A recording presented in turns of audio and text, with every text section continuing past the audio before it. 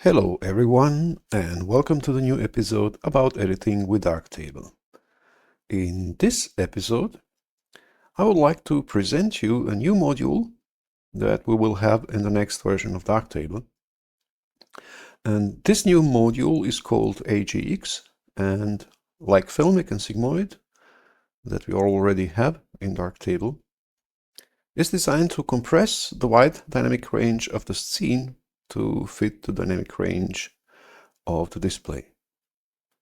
AgX was originally developed by Troy Sabotka for Blender 3D modeling software, and version of it was now adapted for Darktable by Istvan Kovacs.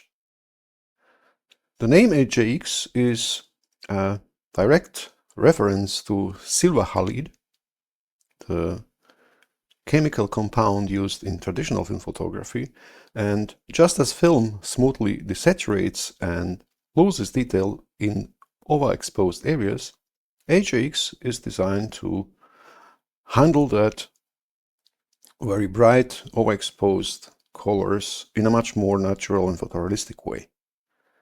This is particularly helpful for mastering difficult lighting situation like when we're dealing with intense monochrome colors you get as example in this photo here from LED lighting. Okay, let's get into it. We will start with these graphics, and what we see here is one brightness gradient that starts with black, progresses towards different hues, and we would expect that everything slowly fades out into the white, but that's not the case here. At some point in the brightness, as you can see, every hue ends up in 6 different colors, 3 primaries and 3 secondary colors, so-called notorious 6. And what is going on here? Now we will use color picker and watch how our 3 main primary colors, red, green and blue, are behaving in some of these patches here. We will start with red, and as you can see in our waveform indicated, the green and blue are at 0, at lower point, and only the red has some value above 0. And now, when we go to the next patch, you see how that value of the red is increasing gradually. Each patch a bit more red. And as you can see, we are gaining practically the brightness, but at the same time, the distance between red and green and blue is higher, and we're also gaining chromaticity, or we are gaining saturation as you wish, or purity of the color. And at this point, we have red at max and green and blue at 0, so we have practically poor red here. And here we are already clipping, we don't see that, but you see nothing changes in that here in the patch. And every other patch has the same value of the red, because red is at maximum and we cannot increase it to get it brighter. Okay, let's see now the orange. And in this case, you will need to watch the ratio between those 3 channels. When we start here, the distance between green and red is approximately 1/3. Let me try that again. 1/3. And we have the distance between green and blue is about 2/3.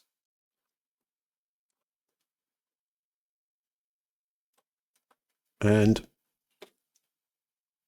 that ratio needs to be maintained. And as you can see, we are increasing the green and red, the blue stays at 0, but the ratio between those three channels stays the same until this point. We have also 1/3, 2/3.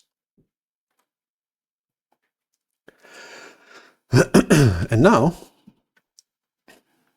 the next patch, we are practically changing the hue because the ratio is not maintained here. As you can see, the red is at maximum, blue is at 0, and only that can be changed is the value of green. And when we increase now the value of green, we are losing that ratio and we are changing the hue towards yellow. And at this point here, we have green and red at maximum and blue at 0, and we have the yellow color because by additive color synthesis, when we don't have blue and red and green the same value, we have yellow. Whatever I do, we can also increase the exposure, but because those two channels are at maximum and we don't have blue, we can't change anything here. Okay, the question is, how can we maintain that hue but increase the perceived brightness? How can we get to the white? So let me demonstrate that real quick with GIMP. We have here one layer with a white color, and now we will use curves and manipulate the primaries to recreate or to create some orange tone. In this case, I will lower the blue channel to the 0 and then use the green channel and move it about a half way. Now we have blue at 0, red is at maximum, and the green is exactly in the middle between those two. So practically, in difference to that what we saw in Darktable, the green was a little bit higher, so we have the distance between green and red 1/3, and here we had 2/3. Excuse me. But I will make it simpler, and I will just decrease the green, and we have that particular orange with 1/2 distance and 1/2 distance here. So the distance between green and red is the same as the distance between green and blue. And that ratio needs to be maintained if we want to increase the brightness of this particular hue. So that means if I only move green, because the red is at maximum, I will immediately change the hue. If I want to maintain hue, so let me go, for example, here, I will also need to include or increase the value of the blue so that the distance between green and red and green and blue stays the same. So we'll need to go to the blue and increase the value of blue so that we have the distance maintained. And now we have practically a brighter version of that particular hue. What we have done here is practically we have added white to that particular hue. It will be the same as if you have something like as a painter and you have starting point this particular orange. And then if you needed one brighter version for, let's say, for some sunset, you will need to add a little bit white. For example, with 1 drop of that particular color here, and you add 1 drop of the white and mix together, and you will have something like this, what we have shown a moment before. You have some brighter version of that particular hue, and you can go further. You can add 1 drop of white more, and you will have maybe something like this. even the brighter hue. Not hue, even the brighter version of that particular hue. So we're practically adding, this way, we're adding white. So if we want to change things here, at this point here, or at this point here, also the blue channel need to go up. And the same thing here. We have red maximum, and if we want to have brighter red, we will need to increase green and blue accordingly. Okay, so let's see now how our filmic and sigmoid are dealing with this situation. Let's enable filmic now and see what happens. And as you can see, we have some nice color correction, and we are going to the white. And we can now use our color picker and check some hues, and you will immediately see what we talked about in this nice example. Now we are getting to the maximum, and filmic increases the blue and green channel here, and we're getting, as you can see, the brighter red, but we are losing, of course, the purity of the color, and it ends up in white. And also here, you watch that ratio between those three channels, or primaries, and at this point, blue is starting to go up, and we are maintaining that ratio and getting the brighter version of the same hue that ends up in white. That's actually for every hue here, but we have two issues. As you can see, the transition between, or the fade out to the white is quite harsh. That's the first thing. And the second thing is filmic doesn't take into account a few specifics of our perception. For example, if you see here in the blue, let me disable that for a moment, so-called apnea effect, this blue here doesn't seem to be the blue here. So if we are practically adding white to that blue to get it brighter, we perceive that as some kind of color shift towards purple. So it's not the same. So in this area, we will need to add, or need to shift that blue towards cyan to get that constant perception of the blue. That's the one thing. And the other thing is we have also other issue or other specific of our perception that's called Betzel-Brücke shift. And in this area, for example, if you have some high intensity light, let's say, or red light of sunlight, you will also have the shift towards yellow a little bit here. So that also needs to be corrected. But that's not important that much. Filmic does make corrections, but as you can see, the transition to white is quite harsh.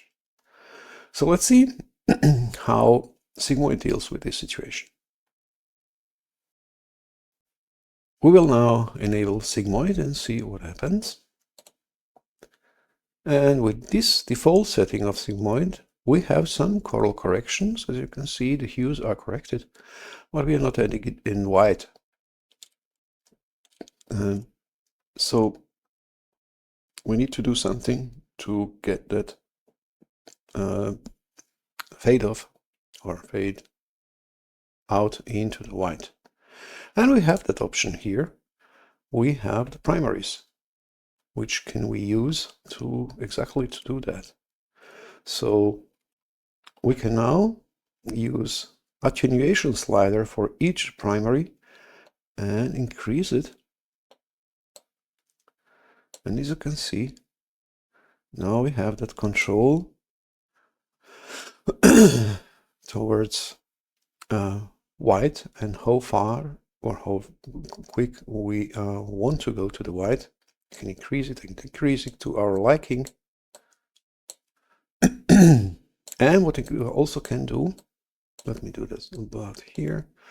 I need to go a little bit back with hue preservation. We also can make that correction that I mentioned before, that Abney effect and Wetzel-Brücke shift, just by rotating those three primaries. We have, beside the attenuation sliders, we have also rotation sliders, and we can use them for that correction. So for example, if I want to go here a little bit towards yellow, I need to rotate the red channel towards yellow, maybe the green a little bit, and for that Abney effect, we will also rotate the blue channel towards cyan. And now we perceive that blue, that getting brighter, they're getting a bit more white, similar to that blue here. So we have corrected also that effect. And as you can see, it's a quite nice transition. And you can also use the preset that is also done for that, smooth preset. And I will now just use a working profile. And that can be a nice starting point for editing. And I have used this preset as my default preset for my edits. So with sigmoid you can have quite nice corrections and can be used for editing. So let's see how AgX behaves. So let's enable AgX, and immediately we can see that we have nice transitions from that area here into white. But I need to make some adjustments because this graphic is not in Rec 2020. So I will need to change the working profile. And we have correct rendering.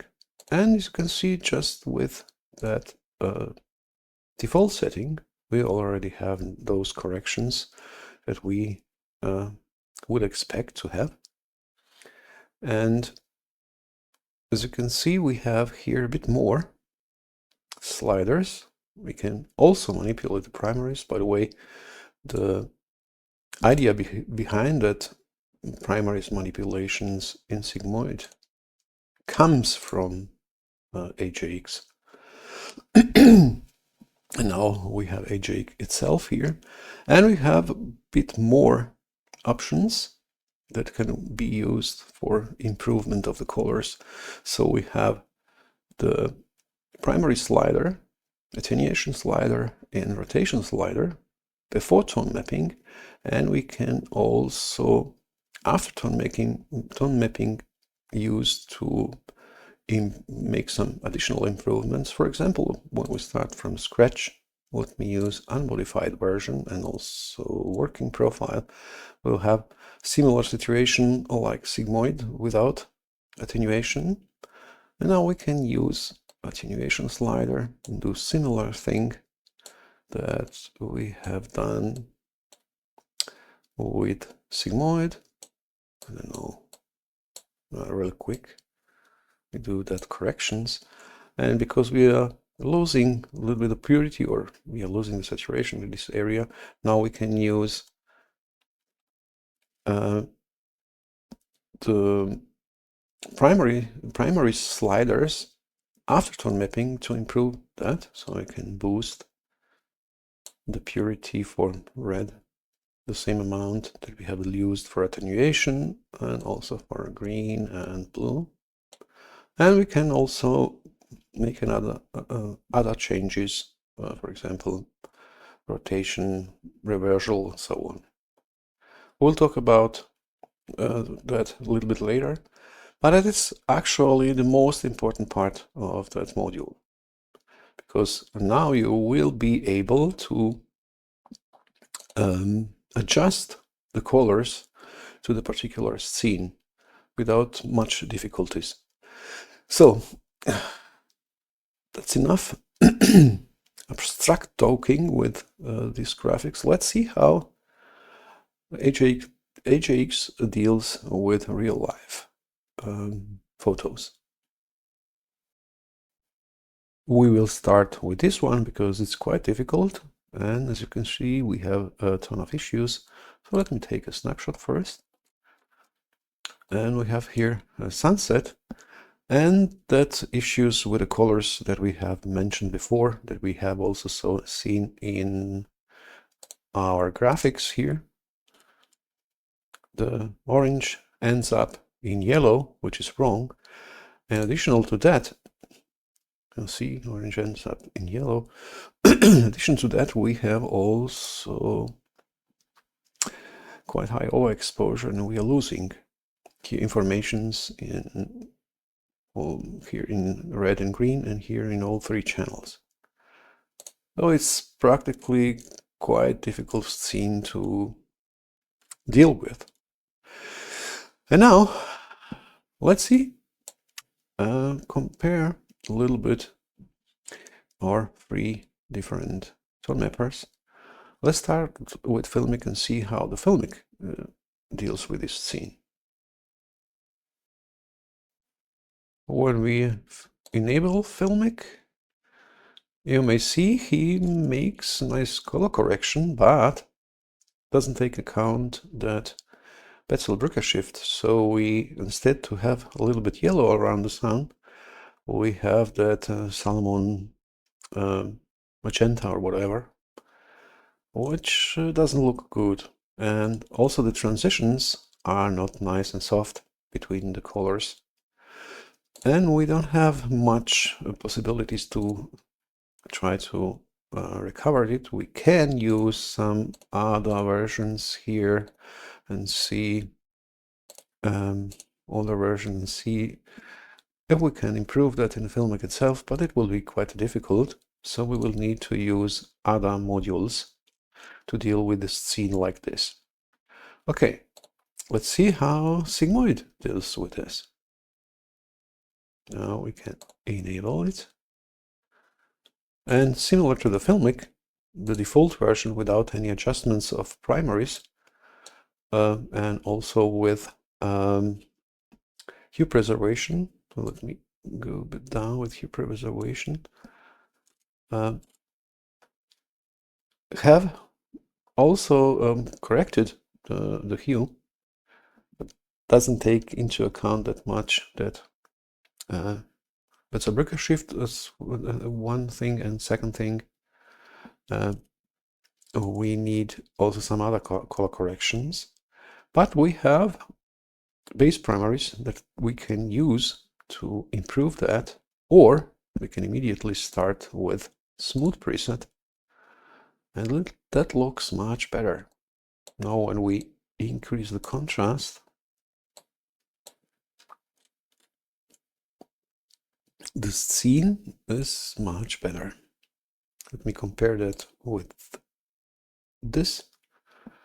And we have soft transition, and we could now use color balance and GB and increase saturation and so on, and also contrasts.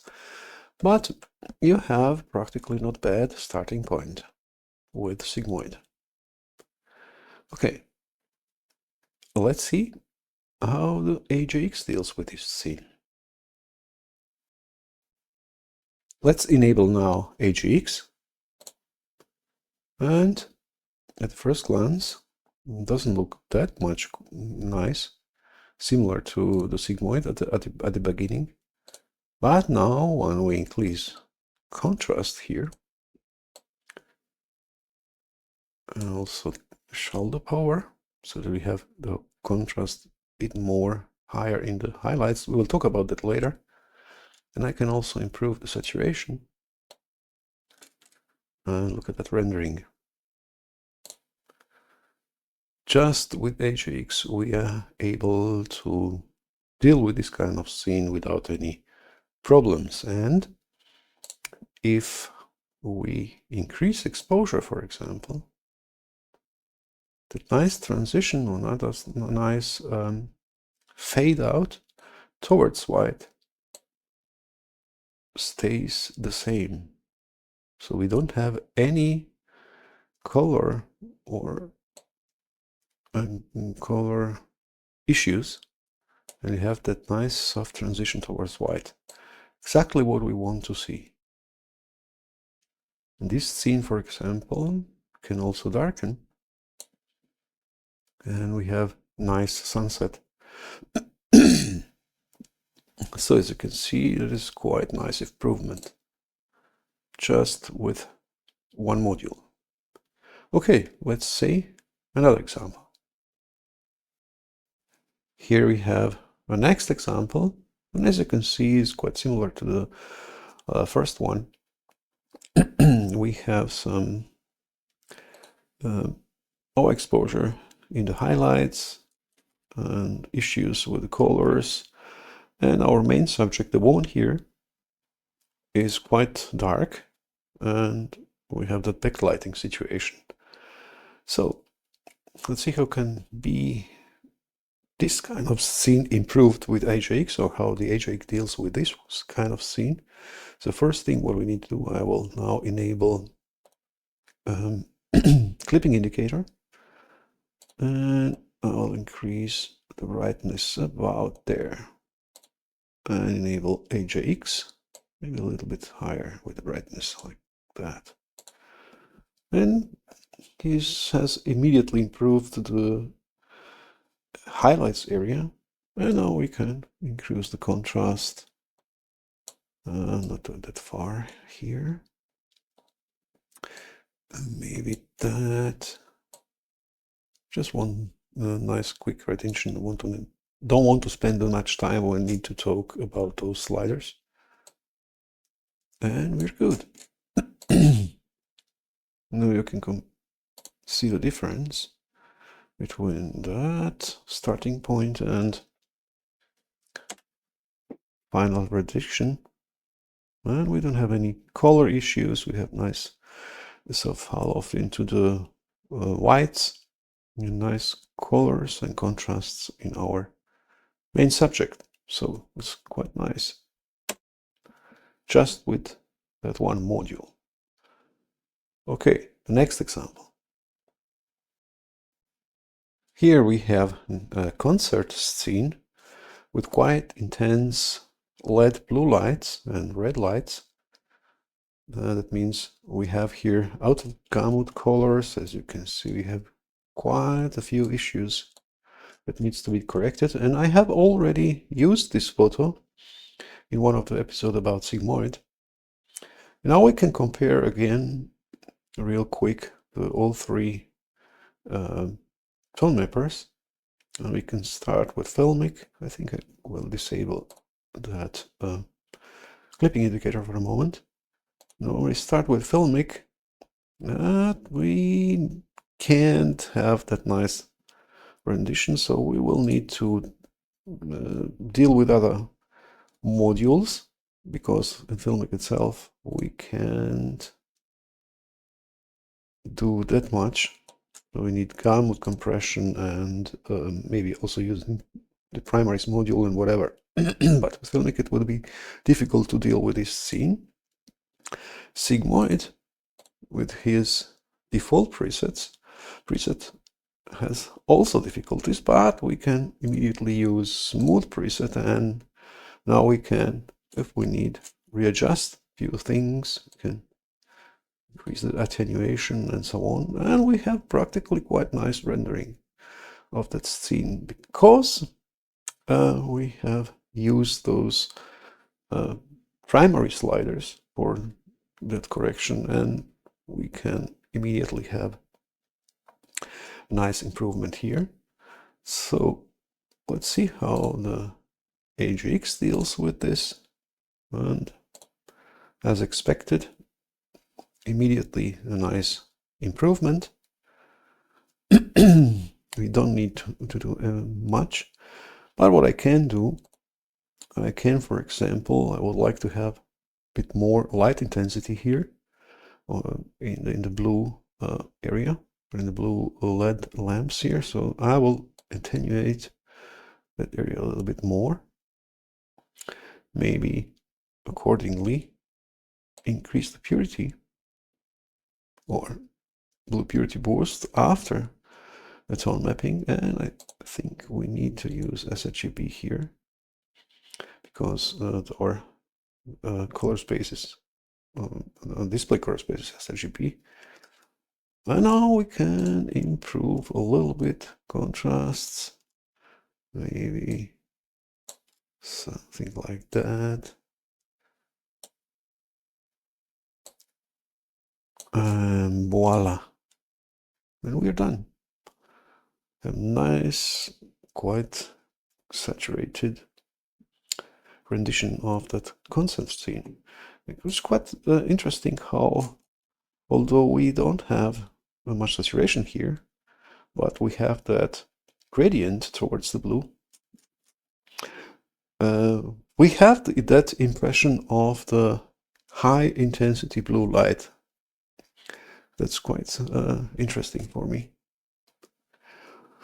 Okay, you have now 3 examples for the difficult light situations, but how the AgX deals with other photos. So let's talk about those sliders here. The most important thing before you do anything is to adjust the exposure correctly. And that means the area of interest in your photo should be around mid-gray. We have here dotted line in our waveform, which show us the mid-gray. And if you have boat trail like this, the skin tone should be a little bit above mid-gray and the rest in that range around. So we have here the bulge, that's actually the skin tones here, and so on. Mid-gray areas also this canvas background, so that can help you to orientate yourself by adjusting exposure. Okay,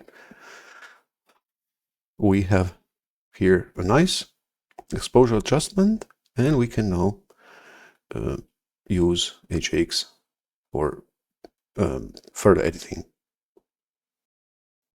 When we open AgX, we have 2 tabs, Setting tab and Primaries tab, and we don't need to do any adjustments in the colors, so we don't need to use those sliders for the primaries. But I will change base primaries color space from rec to sRGB because I don't intend to do any other edits after AgX, and AgX can use immediately the gamut of our export color space, which is sRGB. And now we will talk about those sliders here in Settings tab.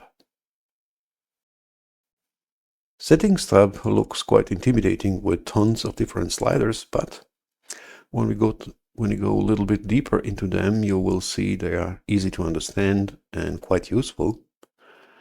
And before we do that, we will talk about a little bit about this graph that we have here, because that graph can help us to visualize what is going on when we using those sliders.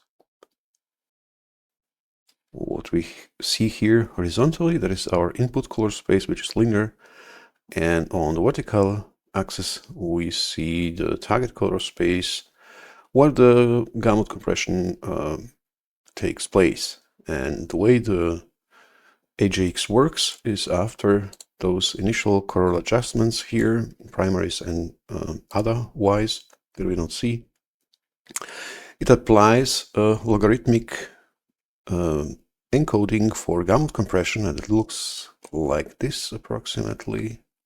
We have here 18% gray in linear, and it gets mapped to 80% in the target coronal space, and we have something like this kind of curve that, that gets applied for gamut compression. For us, it's only important to know that through that gamut compression, we are gaining some contrast in the midtones and shadows, but we are losing quite a lot of contrast in the highlights. And you can see that if we disable AgX, and you can see here these peaks here get squished, and but on the other side we are gaining some contrast here. And that means, to be able to understand this graph, is that in this area here we have a bit higher contrasts than in this one. And additional to that, we have this sigmoidal curve that will help us to regulate and also redistribute that contrast according to the scene.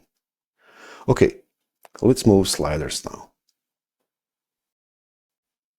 So what we need to improve here is the contrast of the photo, overall contrast, and we will move that contrast slider here, and you can see what is happening in the canvas, also in the waveform and with the curve.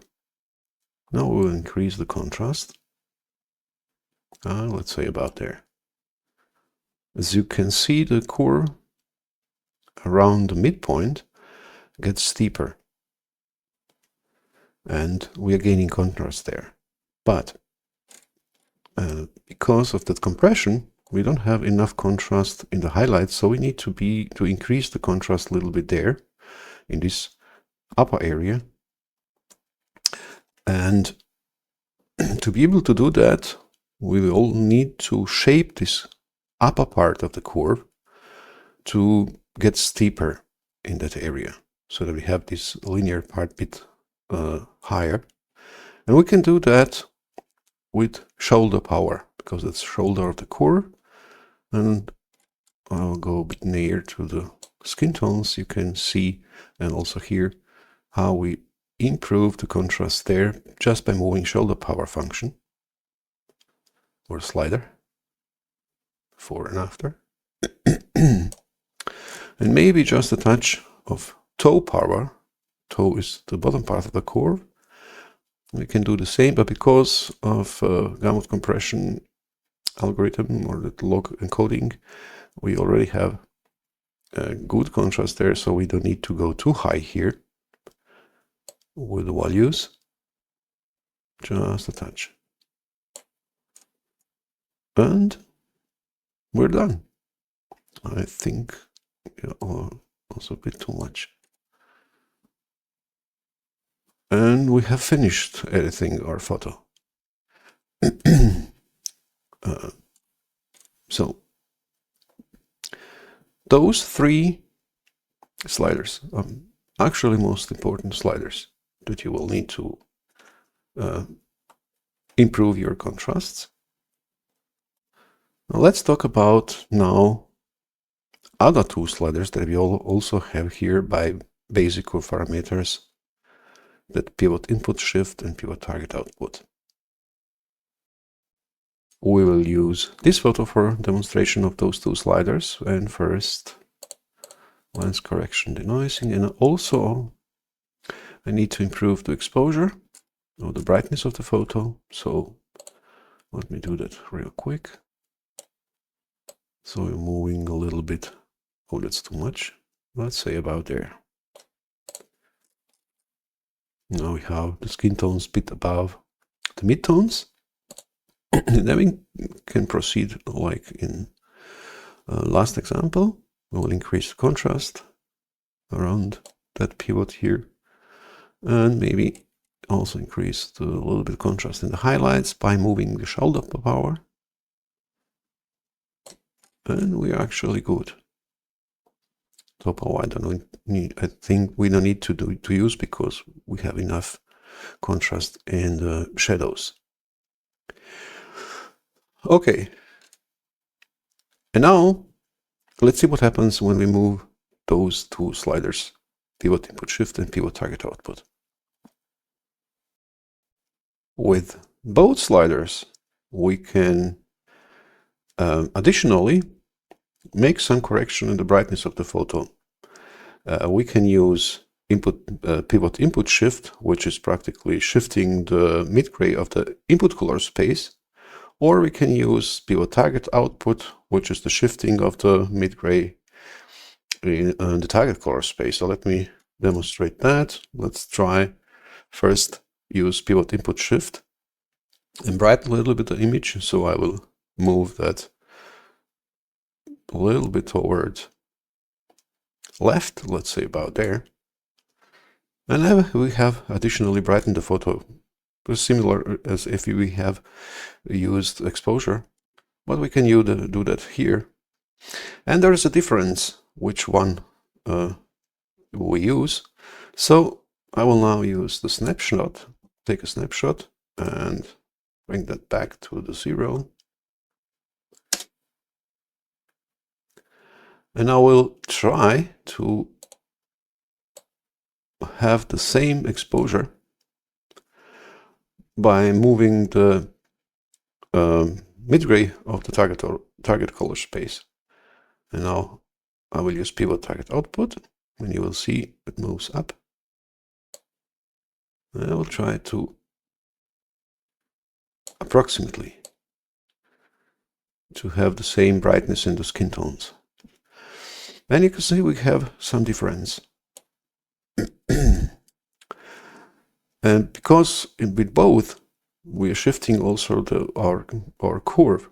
And if you, for example, if you want to have better contrast in the highlights and less contrast in the shadows, you will use pivot target output, and opposite if you want that. If you want more contrast in the shadows and less contrast in the highlights, you will use pivot input shift. But we can combine them both to adjust when we don't want to adjust the brightness, but just to move that pivot to have some kind of contrast fulcrum to the particular area. For example, I would like to, let me try that again from the beginning. I have now added my contrast here.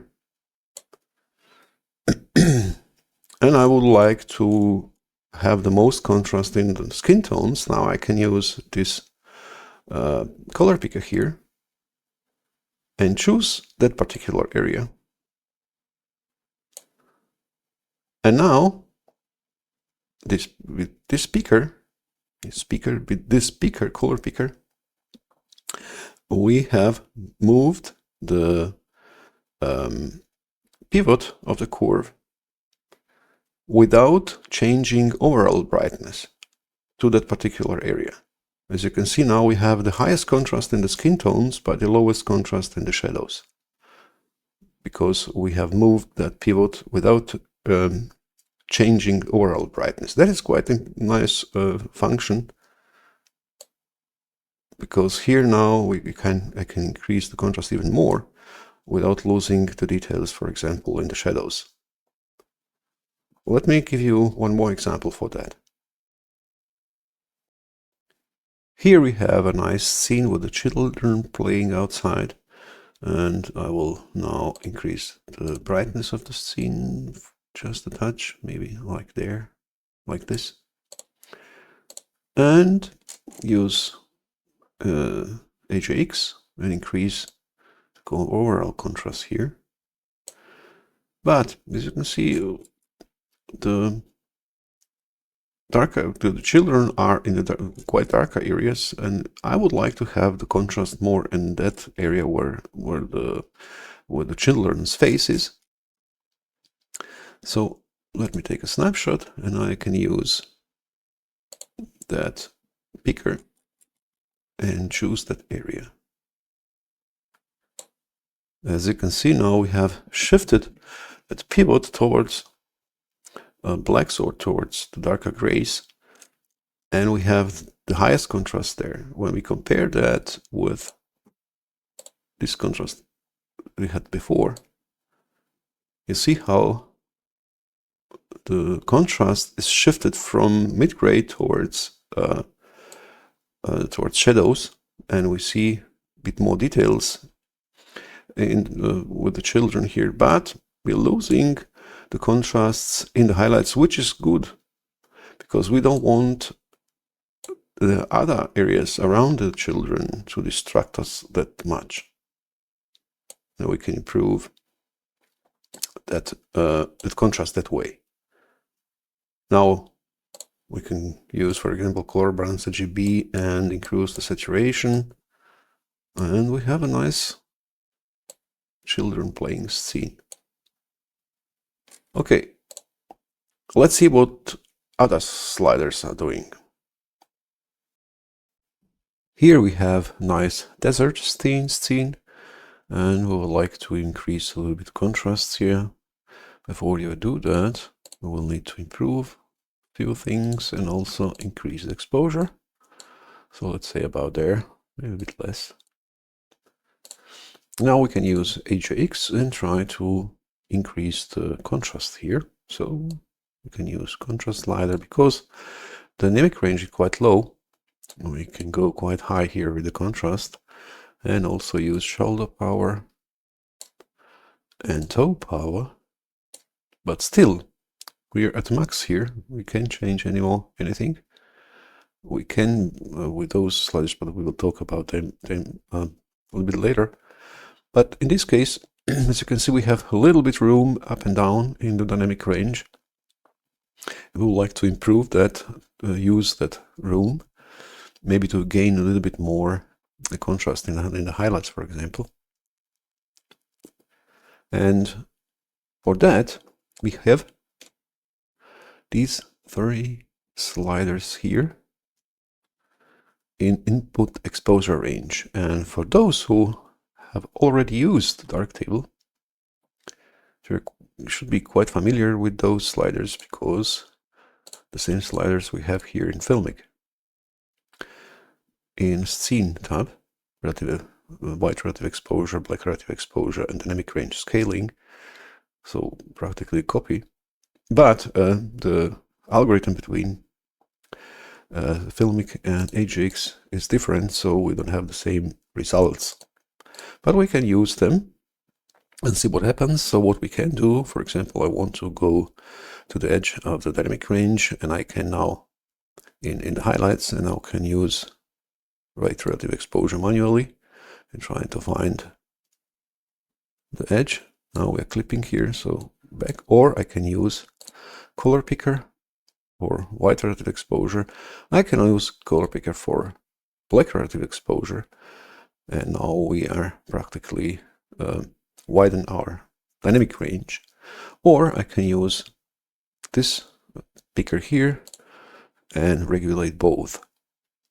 But I'm not fan of that much. In this case, works quite well, like because you can have quite harsh changing in the core. So let's say when we try to edit this photo another way, we can start, for example, by input exposure range. So we can click in this color picker to widen the dynamic range. And as you can see, we have some issues with the core.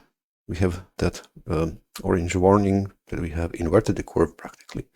But okay, that's not a problem in this case because when we add some contrast, we have improved that.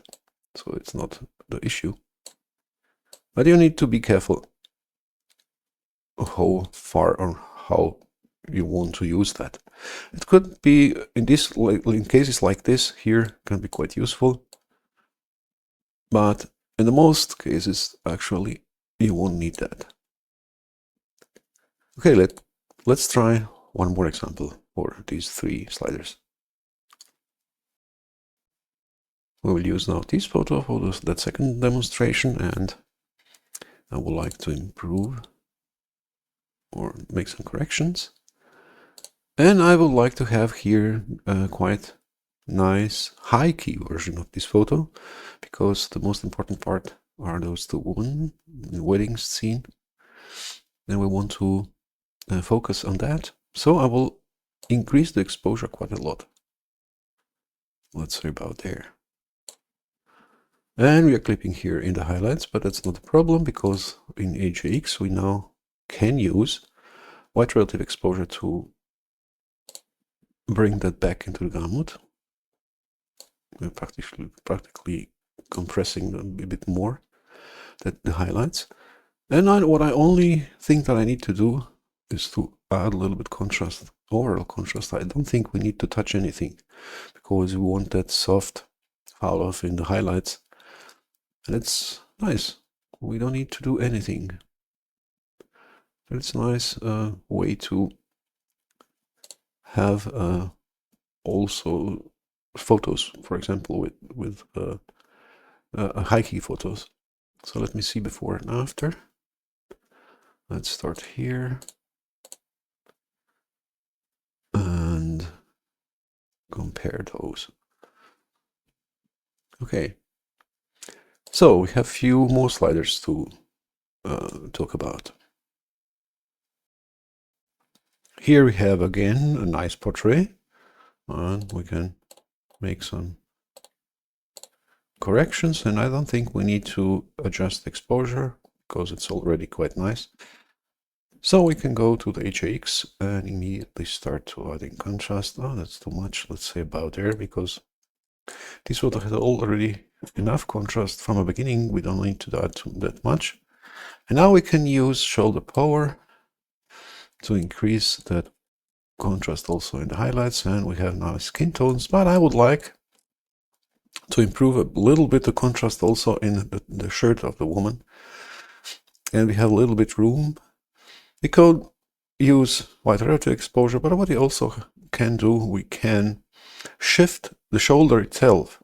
As of example, the shoulder is now in the pivot point here, but we can go to the advanced curve parameters here, the next section here, and use shoulder start and move it up. And now we can squeeze even more contrast. Let me try to move it a little bit back. Hope you can see. And you see we have moved the shoulder towards upwards, and we can also do the same for toe. We have also toe start, but in this case that makes no sense. But just to show you, you can go down with that. So shift the toe towards the shadows. And that's quite similar what you also have in filmic in look tab. If you want to increase latitude, you're also doing the similar thing, but you're moving both shoulder and toe together. What you can do, you can shift that a little bit towards shadows or highlights.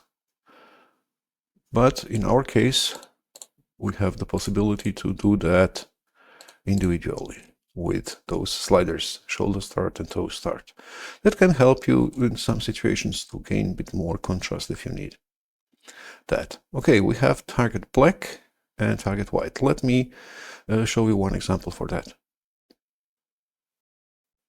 We have here this photo and lens correction, denoising, and I will increase exposure just a touch, not that much. And what we also need to do, we need to white balance this photo, so let's do that real quick with color calibration, and we can start editing. I will add the contrast now,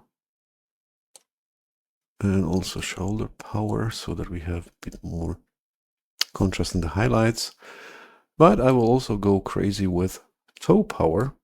I want to crush that blacks. And now what we can do, we can use target black and apply so something like hard limiter to the photo. And now we have particular analog look. We can also do that for target white and move it down. You see how we're limiting now the dynamic range. Let's say about there. And I can also play with primaries Now, normally you will use it for corrections, but I will use it now also just for artistical purposes. So what I can do, I can, for example, use green rotation and rotate the green towards cyan so that we have some bluish green, and maybe move a little bit the reds towards yellow, and also reverse rotation here.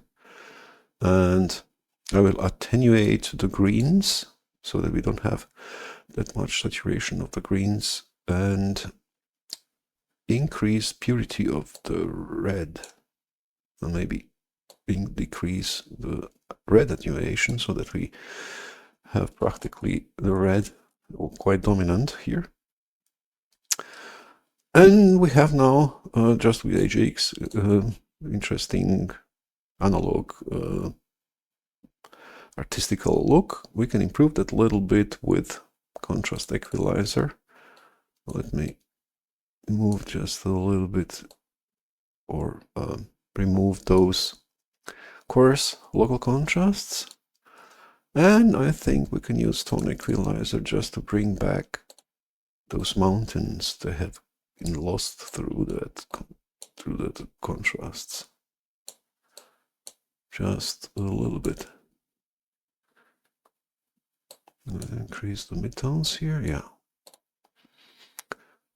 And you see, maybe you can even increase the contrast, overall contrast, even more. Something like that.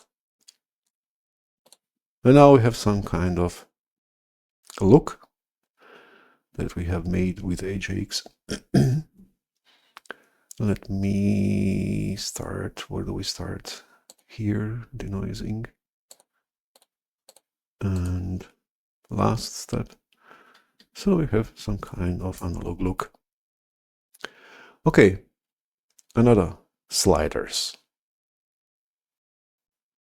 In this photo, we have here nice mountain in the background, and we want to have there, and clouds also, and we want to have there the highest contrasts. Now when we use AgX, we can increase contrast here. I don't want that much contrast in the shadows, so that should be enough for overall contrast. And now we can try to improve the contrast in the highlights with shoulder power and shoulder start wherever. But we cannot reach the end of the dynamic range, and we could try now to use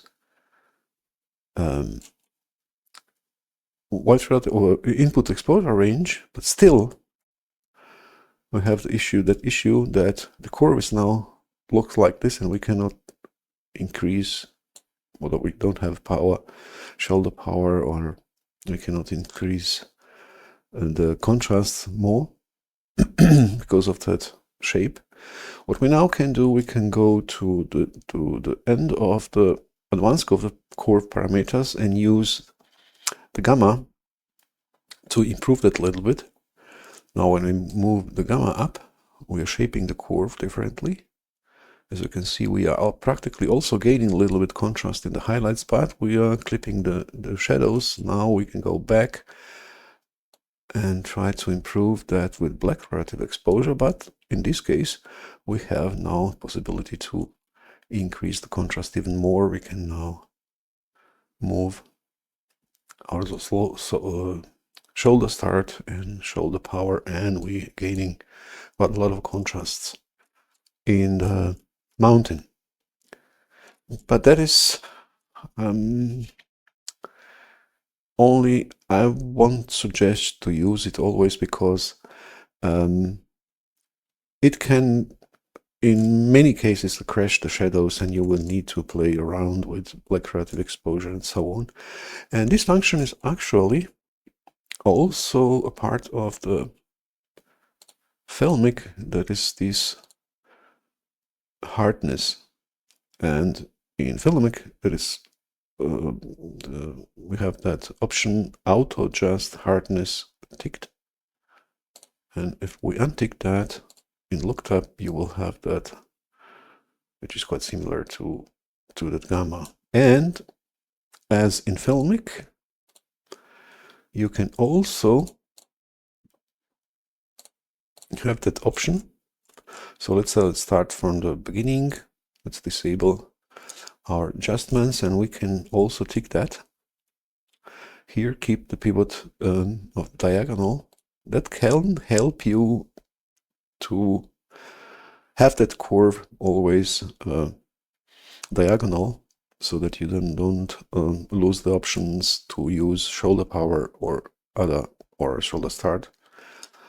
And it will be, the gamma will be adjusted accordingly to input exposure range. When I click here, also the gamma width increased, and if I move now contrast, you will have that functionality. So you can also start like that, and now you see we have quite a high contrast here. But I'm not fan of that. That can help you in some situations, but it's not necessary. I'm really I'm not using it at all. Okay, what else do we have? We will use this photo again for demonstration of the look area here, the last area in our settings tab. And look area is applied, or the adjustments in the look area are applied after we have applied adjustments here in our contrasts in our sigmoid area here. And look tab can be used for additional adjustments if you want to adjust things, or as standalone adjustment for contrasts and brightness in the photo. And we have here three main functions of parameters: slope, offset, and power. And these are practically part of American Society of Cinematographers color decision list parameters, which is an attempt to standardize some image adjustments and are widely used in video editing software.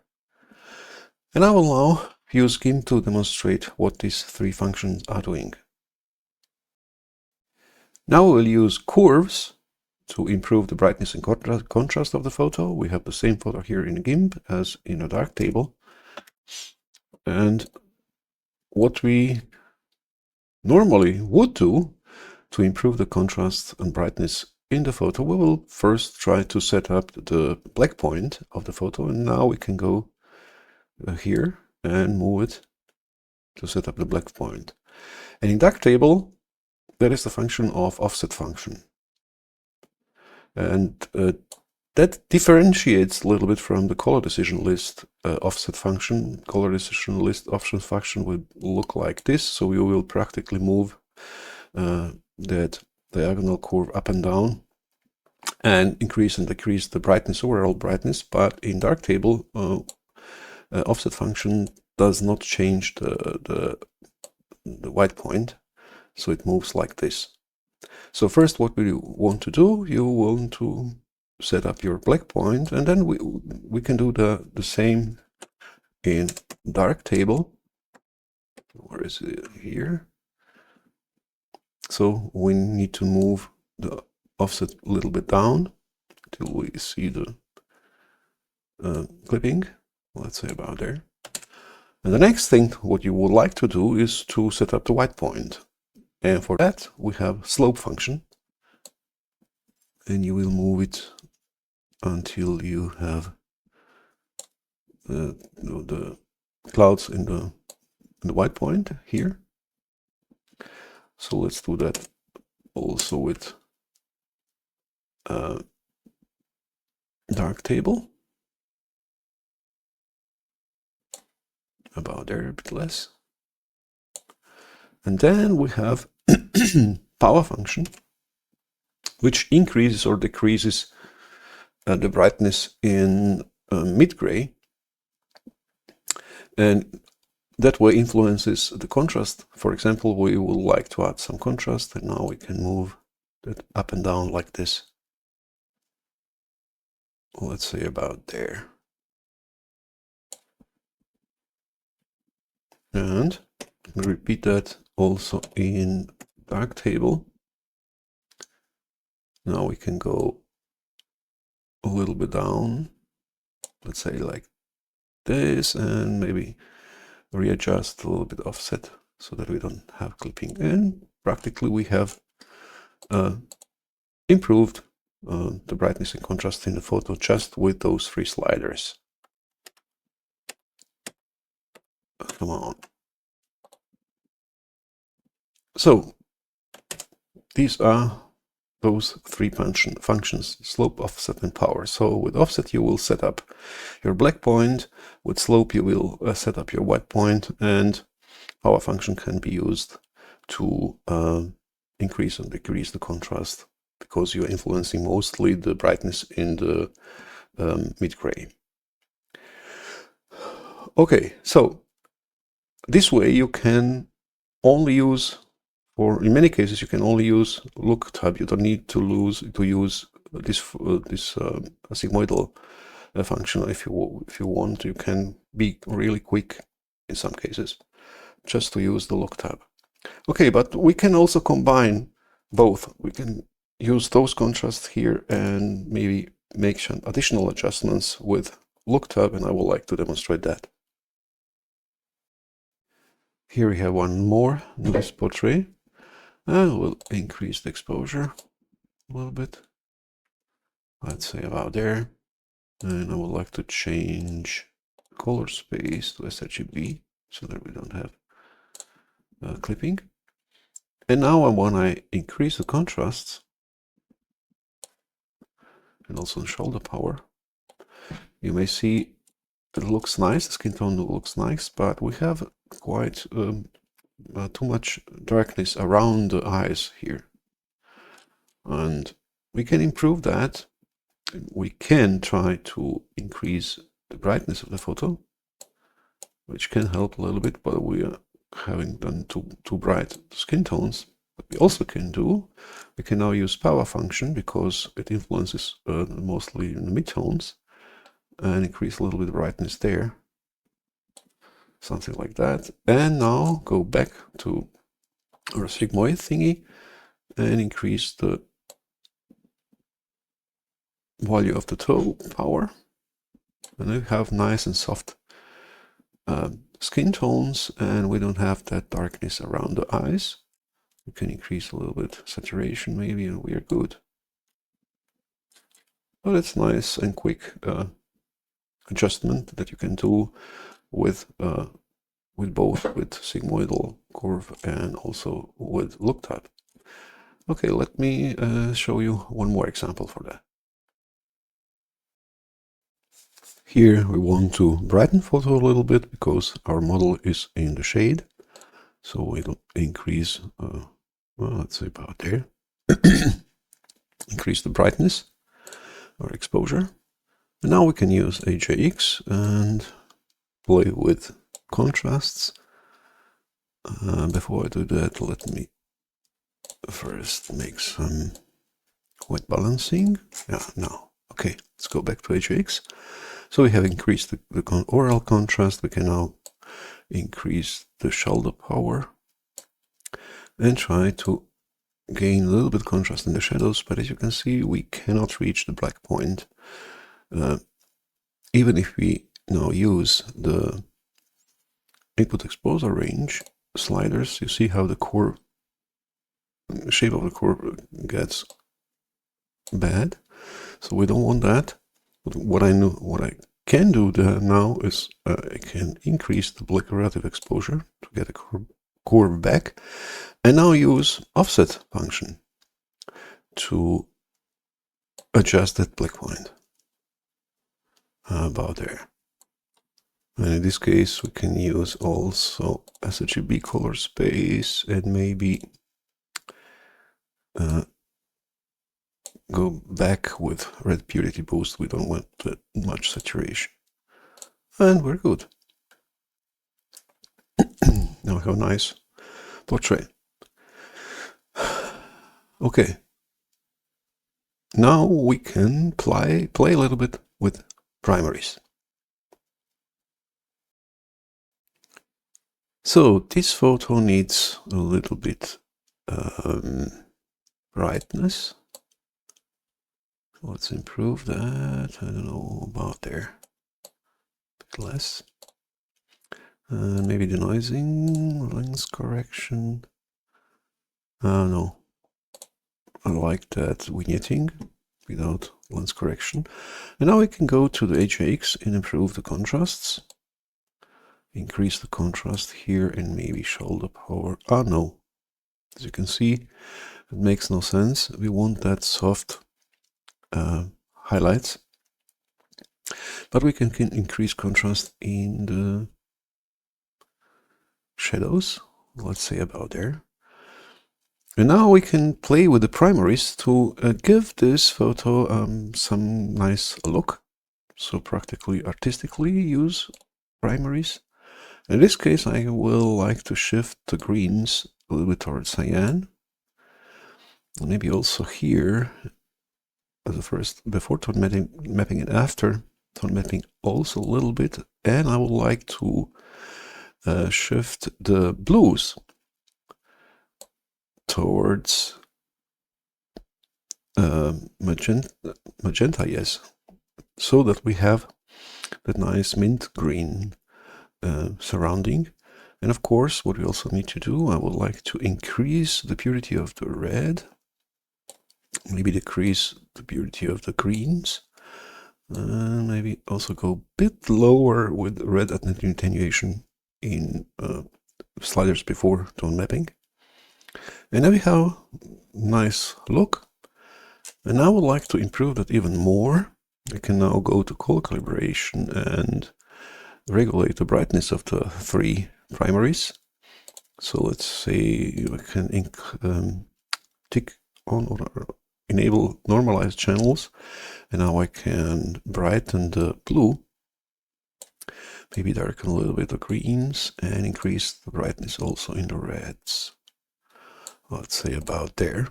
And what I can also do, I will use contrast equalizer and lower the local contrast, the coarse local contrast a little bit. And maybe just a bit more overall contrast with AgX. Yeah. Now we have nice rendering of the photo. We have used practically primaries for artistical purposes, similar to one of the further editing before. When we see before and after, let me start. Where do we start? With exposure, maybe. Take a snapshot. And we have practically used the primaries for channel mixing, which is quite nice because if you, for example, if you want to have some particular style, you can use primaries and also the contrasts here and create some style and maybe apply to different photos with a similar scene. And yeah, it looks quite nice. Okay, let's use another example. Let's edit now this photo.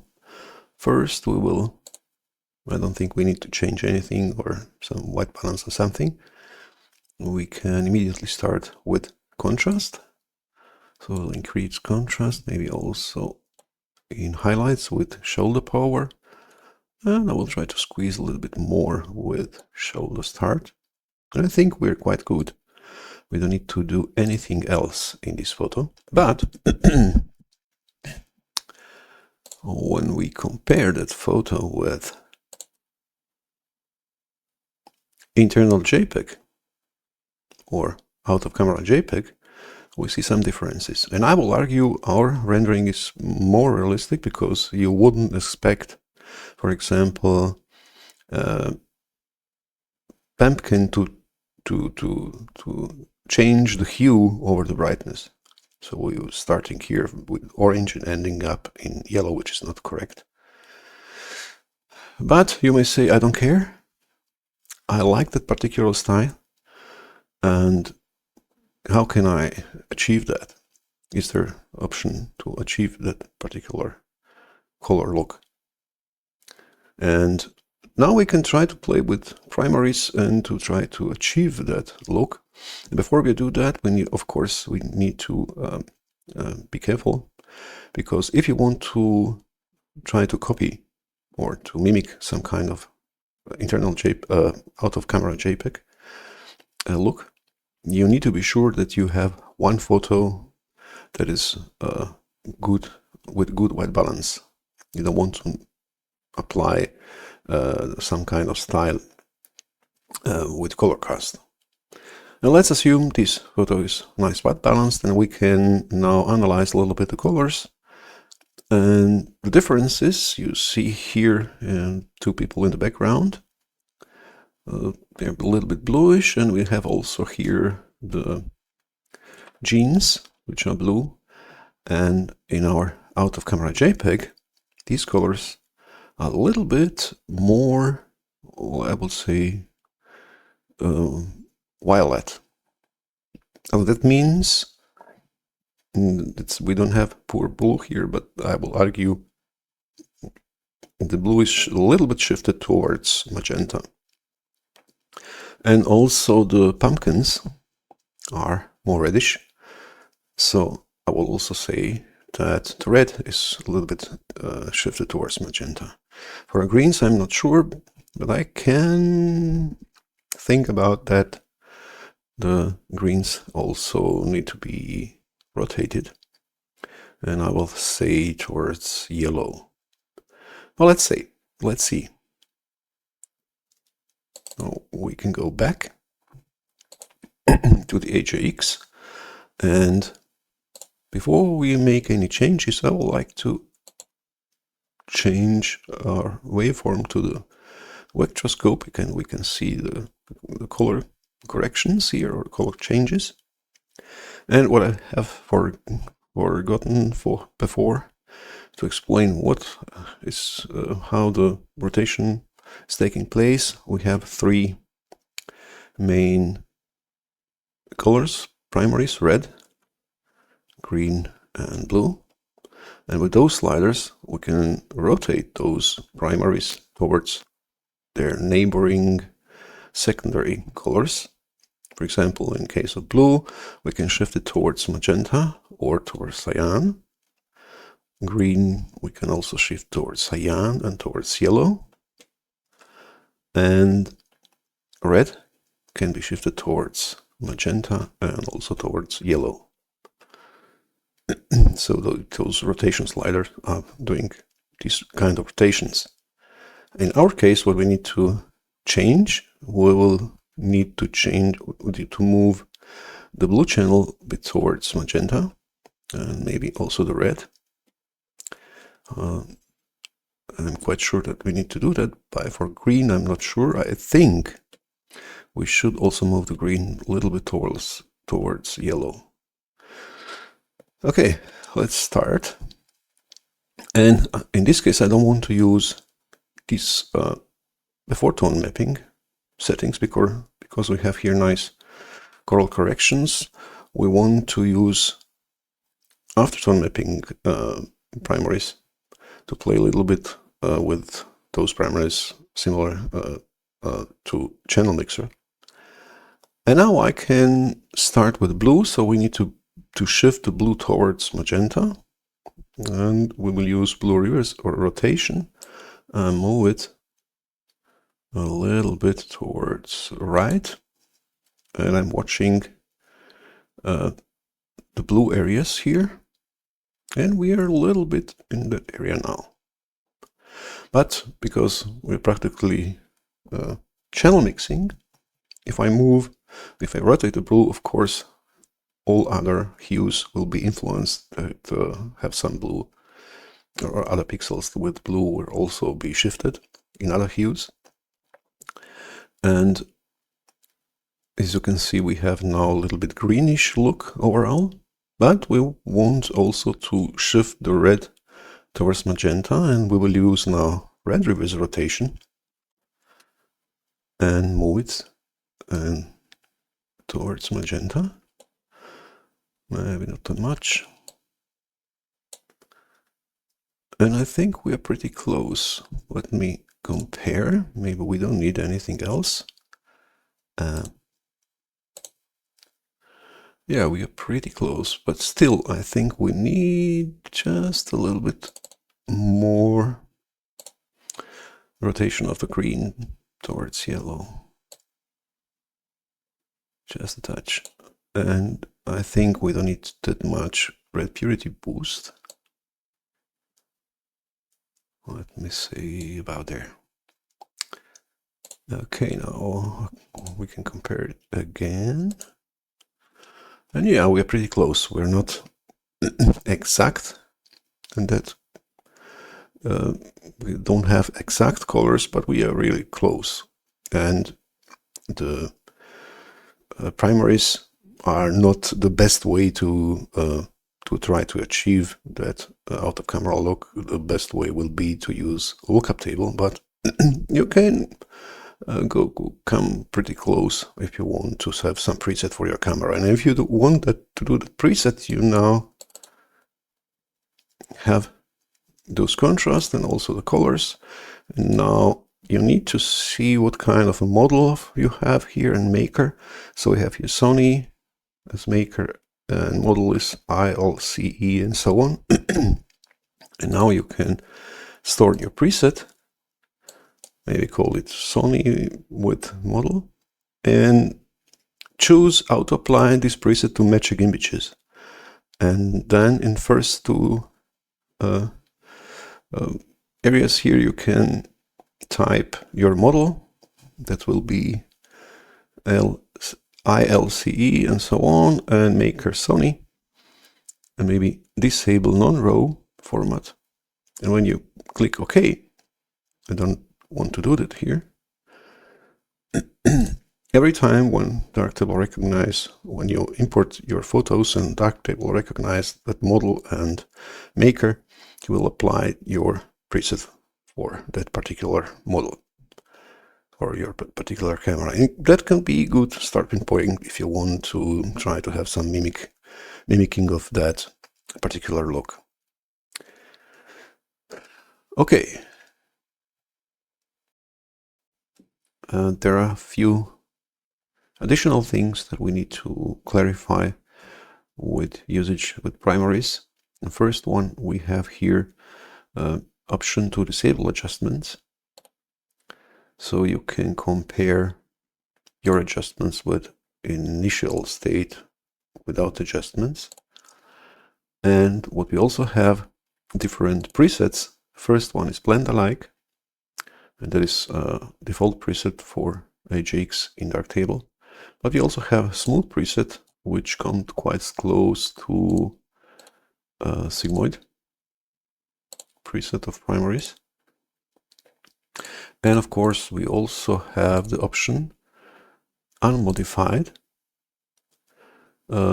primaries, so you can start from scratch if you wish. And because I'm using app image provided by developer itself, we have two additional options here. They're not yet in master, and those options can be useful if you want to play with before tone mapping primaries and don't want to care that much about after tone mapping primaries. You can click the reverse all, and everything that you change here will be reversed under the hood. Whatever I'm changing here now, the primaries in aftertone mapping are exactly reversed like I have adjusted them before tone mapping.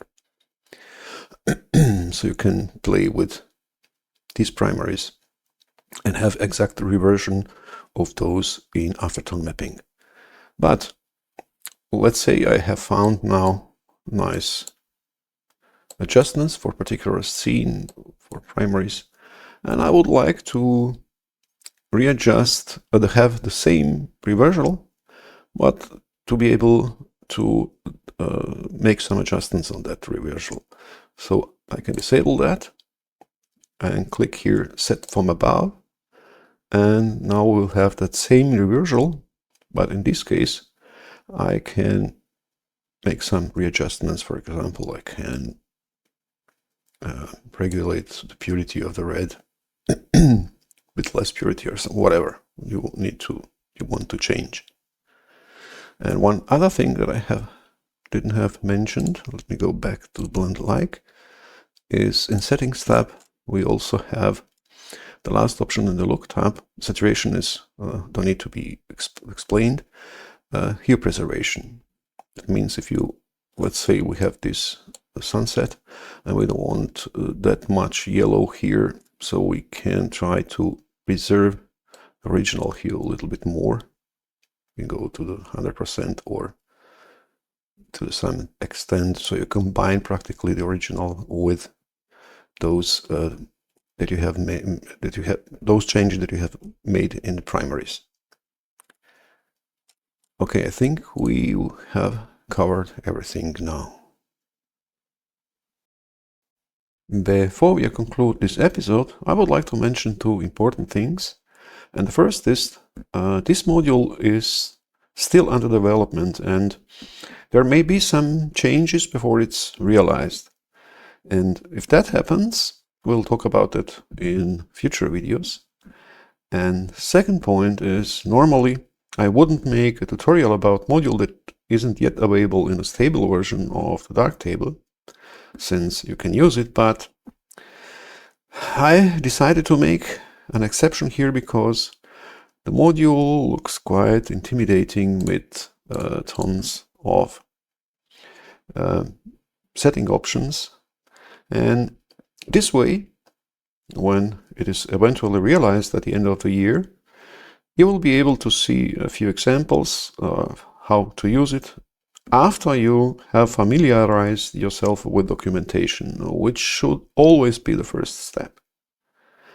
And as for me, I've been using it for a while, and although it doesn't offer anything outstandingly or revolutionary new that you didn't already have, it provides a nice combination of filmic's powerful adjustability and sigmoid's more advanced color handling.